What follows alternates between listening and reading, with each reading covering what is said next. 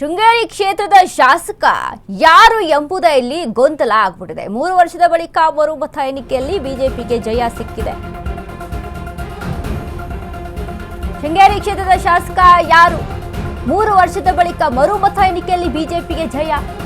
ಶಾಸಕ ಸ್ಥಾನ ಪ್ರಮಾಣ ವಚನಕ್ಕೆ ಕೊನೆಗೂ ಆಹ್ವಾನ. ಬಿಜೆಪಿ ಶಾಸಕ ಜೀವರಾಜ್ಗೆ ಆಹ್ವಾನ ನೀಡಿದ ಸ್ಪೀಕರ್. ಖುದ್ದು ಕರೆ ಮಾಡಿ ಪ್ರಮಾಣ ವಚನಕ್ಕೆ ಆಹ್ವಾನಿಸಿದ ಖಾದರ್. ಸ್ಪೀಕರ್ ಪ್ರಮಾಣ ವಚನಕ್ಕೆ ಕರೆಯುತ್ತಿಲ್ಲ ಎಂದಿದ್ದ ಜೀವರಾಜ್. ರಾಜ್ಯಪಾಲರಿಗೂ ದೂರು ನೀಡಿದ್ದ ಬಿಜೆಪಿ ಶಾಸಕ ಜೀವರಾಜ್.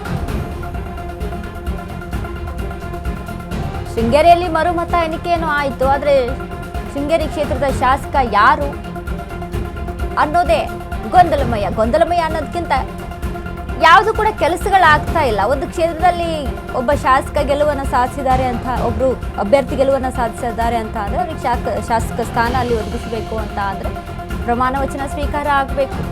ಇದಕ್ಕೆ ಸ್ಪೀಕರ್ ಕರೆಯನ್ನ ಕೊಡ್ತಿಲ್ಲ ಅಂತ ಜೀವರಾಜ್ ಆರೋಪವನ್ನ ಮಾಡ್ತಾ ಇದ್ರು. ಈ ಬಗ್ಗೆ ರಾಜ್ಯಪಾಲರಿಗೂ ಕೂಡ ಬಿಜೆಪಿ ಶಾಸಕ ಜೀವರಾಜ್ ದೂರನ್ನ ನೀಡಿದ್ರು. ಬಟ್ ಇದೀಗ ಸ್ಪೀಕರ್ ಕರೆ ಮಾಡಿ ಪ್ರಮಾಣ ವಚನ ಸ್ವೀಕರಿಸೋದಕ್ಕೆ ಹೇಳಿದಾರಂತೆ. 3 ವರ್ಷದ ಬಳಿಕ ಮರುಮತ ಎಣಿಕೆಯಲ್ಲಿ ಬಿಜೆಪಿ ಜಯನ್ನ ಗಳಿಸಿತು. ಕೊನೆಗೂ ಆಹ್ವಾನ ಸಿಕ್ಕಿದೆ ಪ್ರಮಾಣ ವಚನಕ್ಕೆ. ಜೀವರಾಜ್ಗೆ ಸ್ಪೀಕರ್ ಆಹ್ವಾನವನ್ನು ನೀಡಿದ್ದಾರೆ. ಖುದ್ದು ಕರೆ ಮಾಡಿ ಪ್ರಮಾಣ ವಚನಕ್ಕೆ ಆಹ್ವಾನಿಸಿದ್ದಾರೆ ಖಾದರ್.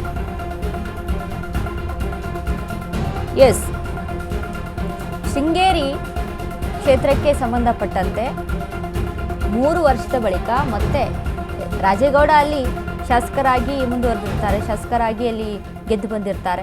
ಬಟ್ 3 ವರ್ಷದ ಬಳಿಕ ಈಗ ಮತ್ತೆ ಮೊನ್ನೆ ಮೇ 2ನೇ ತಾರೀಕು ಮರು ಎಣಿಕೆ ಆಯಿತು. ಮರು ಎಣಿಕೆಯಲ್ಲಿ ಬಿಜೆಪಿ ಜಯವನ್ನು ಸಾಧಿಸಿತು.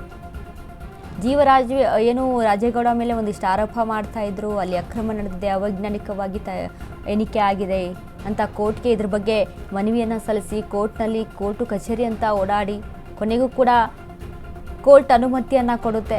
ಇದಕ್ಕೆ ಆಕ್ಷೇಪಣೆಗೆ ಸಹಿತ ಕೋರ್ಟ್ ಟೈಮಿಂಗ್ಸನ್ನು ಕೊಟ್ಟಿರುತ್ತೆ. ಬಟ್ ರಾಜೇಗೌಡ ಯಾವುದೇ ರೀತಿಯಾದಂಥ ಆಕ್ಷೇಪಣೆ ಸಲ್ಲಿಸಲ್ಲ. ಅದು ಅಲ್ಲಿಗೆ ಕೂಡ ಕೋರ್ಟ್ ಏನು ಮೇ 2ನೇ ತಾರೀಕು ಅಂತ ಒಂದು ಡೇಟನ್ನು ಅಲ್ಲಿ ನಿಗದಿ ಮಾಡುತ್ತೆ. ಮೇ 2ನೇ ತಾರೀಕು ಮರು ಎಣಿಕೆ ಆಯಿತು. ಮರು ಎಣಿಕೆ ಆದಮೇಲೆ ಶಾಸಕ ಸ್ಥಾನದ ಪ್ರಮಾಣ ವಚನ ಸ್ವೀಕಾರ ಆಗಬೇಕಲ್ವಾ, ಅದಕ್ಕೆ ಸ್ಪೀಕರ್ UT ಖಾದರ್ ಕರೀತಾ ಇಲ್ಲ ಅನ್ನುವಂಥ ಒಂದು ಆರೋಪವನ್ನು ಮಾಡಿದರು ಜೀವರಾಜ್. ಈ ಬಗ್ಗೆ ರಾಜ್ಯಪಾಲರಿಗೂ ಸಹಿತ ದೂರನ್ನು ಕೊಟ್ಟಿರ್ತಾರೆ.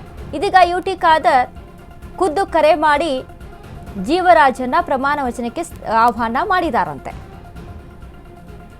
ಆದರೆ ಒಂದು ಕಡೆ ಕಾಂಗ್ರೆಸ್ ಹೇಳ್ತಾ ಇರುವಂಥದ್ದೇನು, ಈಗಲೂ ಹೇಳುತ್ತೆ, ಅಲ್ಲಿ ಅನ್ಯಾಯ ಆಗಿದೆ, ಗೋಲ್ಮಾಲ್ ಆಗಿದೆ.